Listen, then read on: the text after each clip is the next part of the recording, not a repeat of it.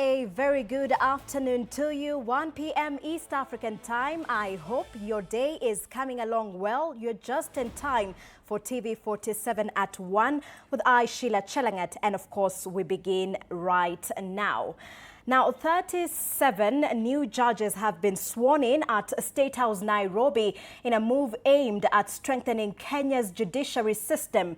The appointments gazetted on April 24th include 24 High Court and 13 Environment and Land Court judges.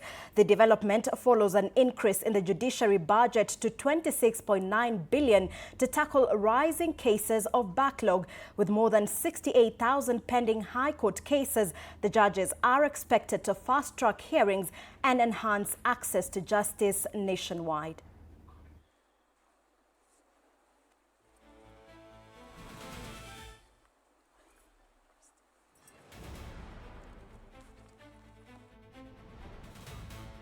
Today's ceremony marks the largest intake yet, with 24 judges of the High Court and 13 of the Environment and Land Court and 12 of the Commercial Court of Justice.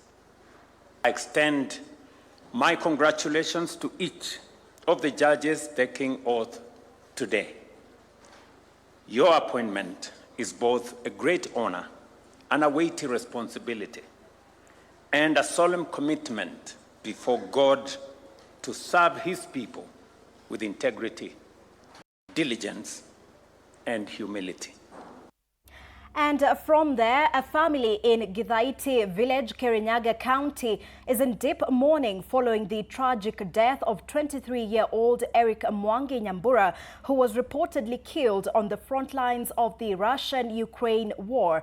Eric left home in October 2025 under the guise of a lucrative job offer, only to find himself thrown into a month of intensive military training against his will.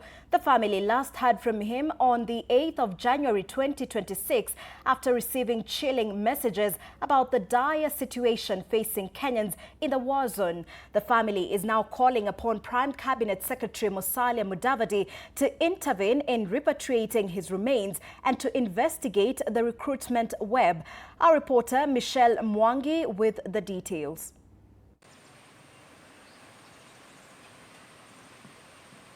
In the quiet village of Githaiti, Kirinyaga County, a heavy silence hangs over the home of Joyce Nyambura Mundia.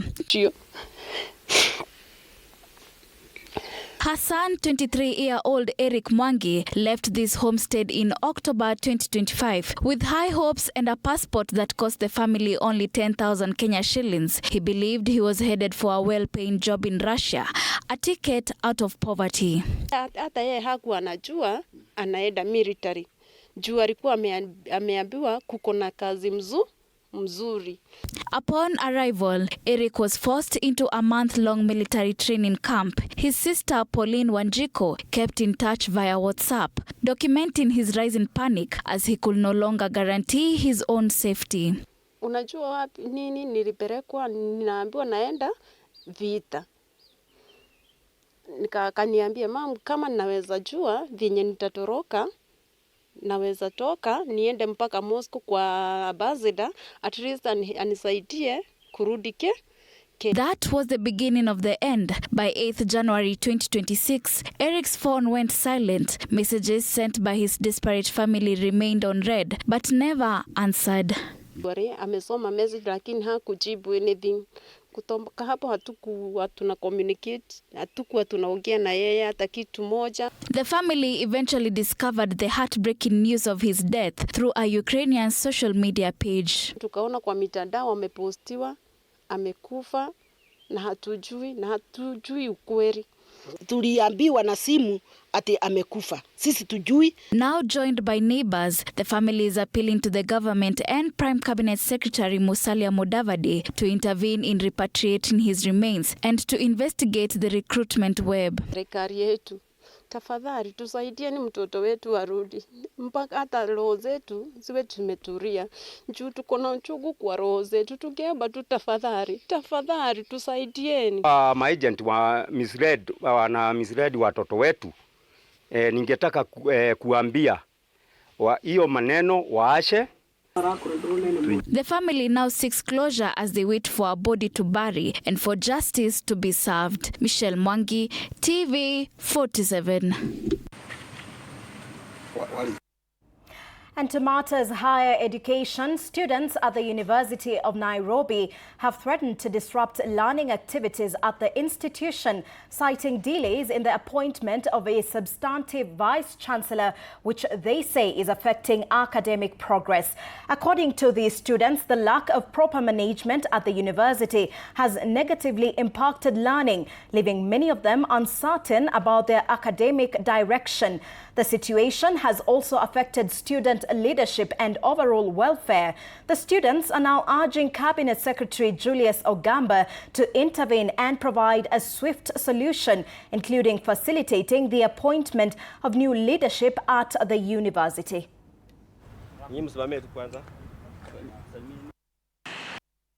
We know that the process has been done, that is the interviews for the Vice-Chancellor, Deputy Vice-Chancellor Academic Affairs, and Deputy Vice-Chancellor Finance, Administration and Planning.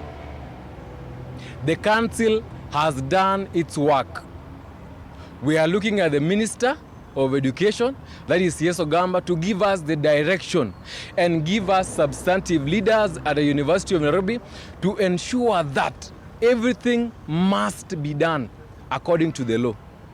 And that will provide the oversight needed and will ensure that everybody else in the university is in line. So we want to know who is derailing this process.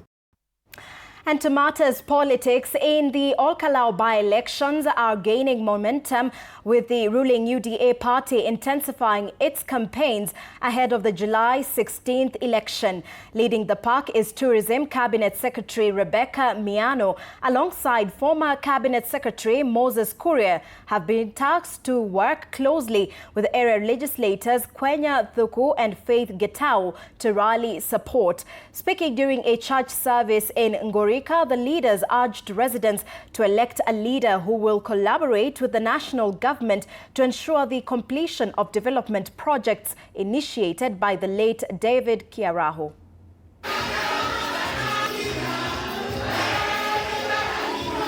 Na nataka kuambia hivi wakaaji wa Olkalau, Kiaraho amelala, lakini kazi ile Kiaraho alikuwa anafanya hapa Olkalau itaendelea. Ni vema sana kuchagua kiongozi ambaye atafanya kazi na serikali.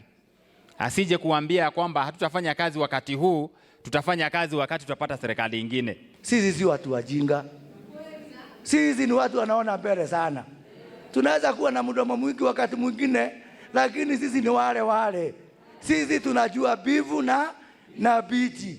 Tunajua nyinyi ndio mko na kura, nyinyi ndio mtachagua, lakini sisi we are here to walk the journey with you. Away from that, elections of the Kenya Union of Domestic Hotels, Educational Institutions, Hospitals and Allied Workers KUDHEA were held yesterday at the Tom Mboya Labour College in Kisumu. Albert Obed Njeru was elected after garnering more than 100 votes, defeating his challenger Tonge Yoya. However, the results have been disputed, with Tonge Yoya rejecting the outcome, claiming the election was not conducted in a free and fair manner. He now says he will move to court to challenge the process. Meanwhile, efforts to get a response from Albert Obed Njeru were unsuccessful, as he declined to address the media on the matter. They denied me crucial information that leads to free and fair election.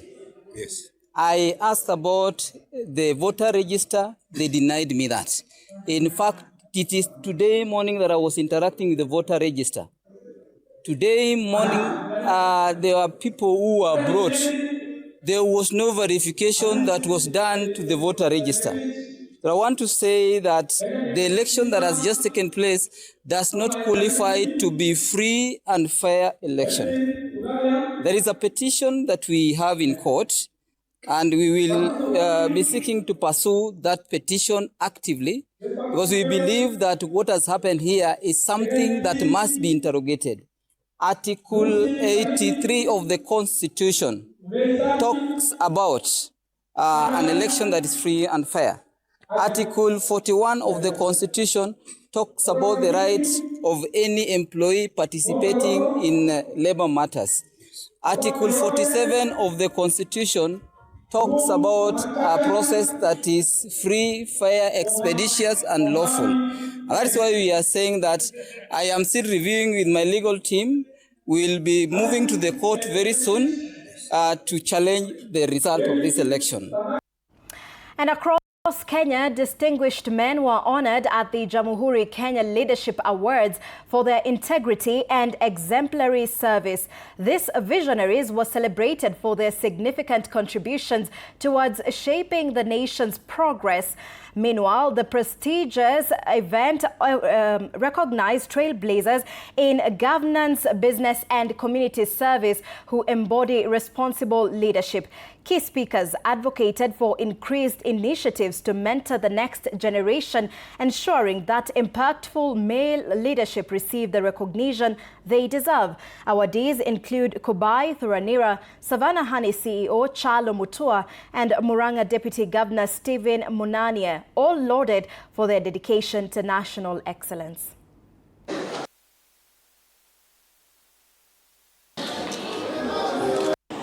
I see myself as a man behind the republic because I serve the people of Murang'a County as a deputy governor, and majority of the work that we do is based on service delivery.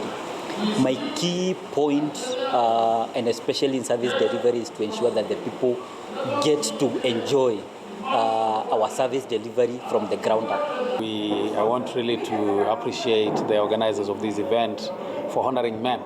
Men, most of the time, they are ignored, and nobody takes much cognizance of their effort in empowering livelihoods and changing lives. Celebrating the men who have the courage, who have worked and who have made this republic to be where it is today. That's the reason why we hand this event to honor men who have been courageous enough to lead in public sector, private sector, and other sectors of life. And to matters education, the government and the Ministry of Education have been urged to ensure adequate provision of learning resources and instructional material in schools across the country to support the effective implementation of the competency-based education curriculum, enabling learners to acquire quality education and meet global standards. Speaking in Nakuru County during a computer and IT training session for teachers, stakeholders from Raspberry Pi Foundation and Tech Kids Africa called on the government and development partners to work together in supporting the Ministry of Education with digital infrastructure and technological resources necessary for the successful rollout of the new curriculum. So far, we are in about 37 counties in this country, and we have been able to train about 550,000 students. We have trained approximately slightly above 5,000 teachers. What we believe as Raspberry Pi Foundation is that no child should be left behind, and every teacher must be supported to deliver this the competence-based education. The reason why we are also doing this is because a child in Nakuru here, a child in Kuresoi, a child in Mombasa, a child in Taita Taveta are not competing against each other anymore. They are competing against global opportunities that are there, and we are just preparing them for the global opportunities. What we have learned for the last 2 days that we have been here is how to integrate ICT into the new curriculum, which is the CBC. I think I have improved my confidence on how to teach, because I have realized that you don't need to be a computer wizard to teach the computing curriculum. All right, 15 minutes past 1 p.m. We're up for a short commercial break. More updates on the other side of the break. Stay with us.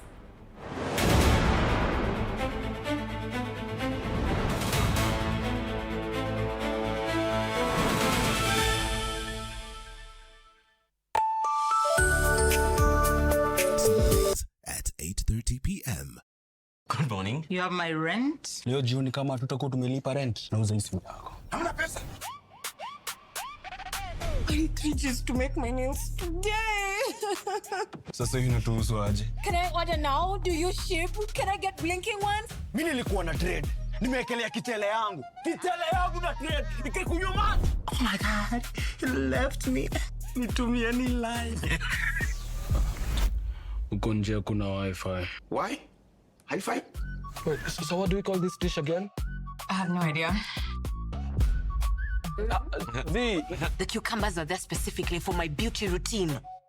Tamulini kero make a beauty product. Na ameenda. Tunafaa tukuwe na logo yetu. Like, si ni brand already. We won't entertain divas. No. I'm not dealing with a man child. Amazing. Nishapenda hii energy. Sundays at 8:30 p.m. on TV47. Saturday at 8:30 p.m. My father used to tell me that our hotel is the home for travelers. I guess I forgot that. Recently, it's been more of a mirror of my own ambition. Ooh, yeah. We might fail. We will probably fail, but not for a lack of trying. So for the last time, and the first time, welcome to Connect In.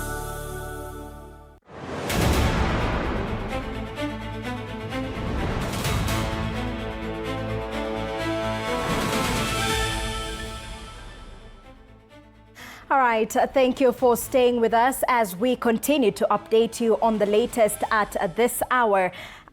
Over 40% of global migratory bird species are declining, raising concern over weakening ecosystems and disrupted natural systems. New BirdLife International data shows widespread declines across global flyways linking continents. Migratory birds support ecosystem through pest control, pollination and nutrient distribution. Habitat loss, climate change and human activity are disrupting African, Eurasian, Americas and Asian routes. Experts warn that broken migration corridors are reducing survival rates. The issue highlights growing environmental stress affecting biodiversity and human livelihoods.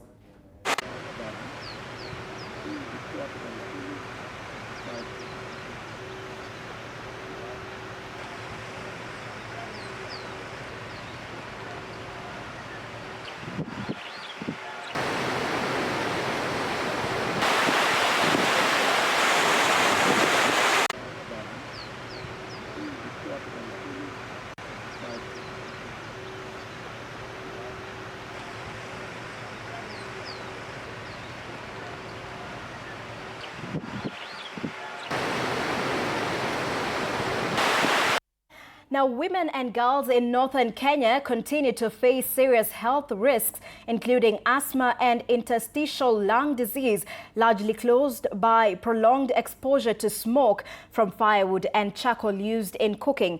But a new initiative is offering hope through a non-governmental organization. Communities are set to benefit from modern clean cook stoves, commonly known as GOtv, designed to significantly reduce harmful smoke emissions. The program also seeks to promote access to and adoption of sustainable energy solutions across northern Kenya. The report was produced by Andrew Juma. In Masol Village, Pokot Central Sub-County in West Pokot County, we meet Pamela Biwott. She recounts how years of cooking with firewood in her small hotel exposed her to intense smoke, eventually affecting her eyesight. The situation forced her out of business, leaving her struggling with mounting medical bills.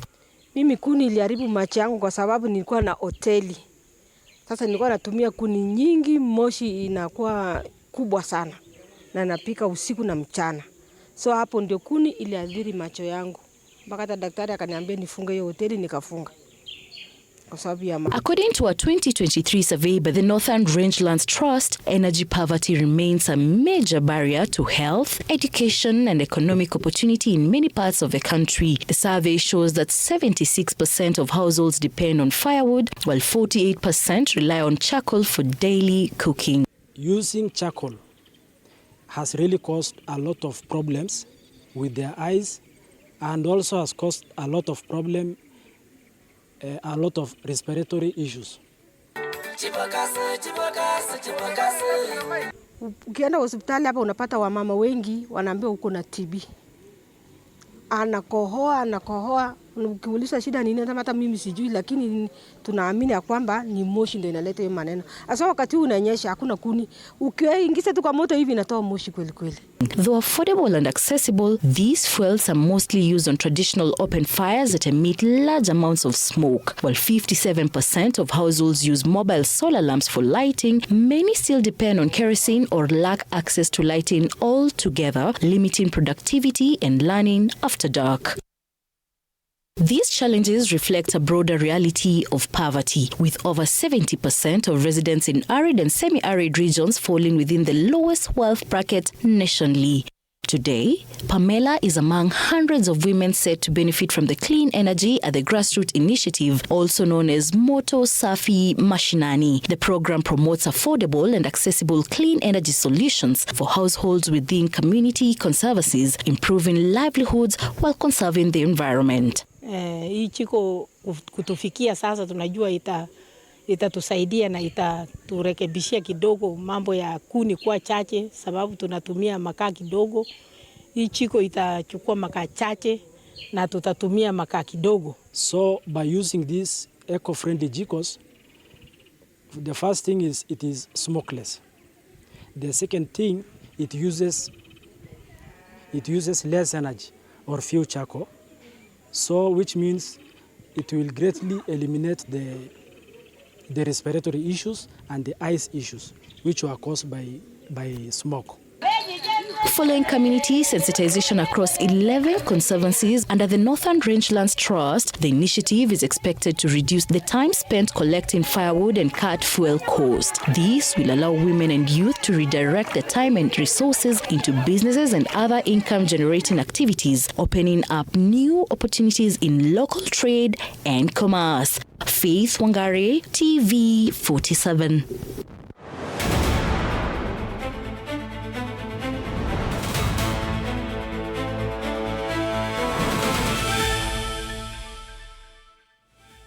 And in the world of sports, Inter Milan have officially reclaimed their place at the top of the Italian football, securing their 25th at 8:30 p.m. Good morning. You have my rent? Leo jioni kama tutakuwa tumelipa rent, nauza hii simu yako. Hamna pesa. I need 3 G's to make my nails today. Sasa hivi natuhusu aje? Can I order now? Do you ship? Can I get blinking ones? Mimi nilikuwa na trade. Nimewekelea kitele yangu na trade ikikunyuma. Oh my God, you left me. Nitumie ni live. Uko nje kuna wifi. Why? High five? Wait, so what do we call this dish again? I have no idea. The cucumbers are there specifically for my beauty routine. Tamulini kero make a beauty product. Na Amanda. Tunafaa tukuwe na logo yetu. Like, si ni brand already. We won't entertain divas. No. I'm not dealing with a man child. Amazing. Nishapenda hii energy. Sundays at 8:30 p.m. on TV47. Saturday at 8:30 p.m. My father used to tell me that our hotel is the home for travelers. I guess I forgot that. Recently, it's been more of a mirror of my own ambition. Yeah. We might fail. We will probably fail, but not for a lack of trying. So for the last time and the first time, welcome to Connect In, the best experience in Eastern Central Africa and its environs. Saturday at 8:30 p.m. I, Sheilar Chelangat, thank you for watching. More updates at 4 p.m. Do stay with us.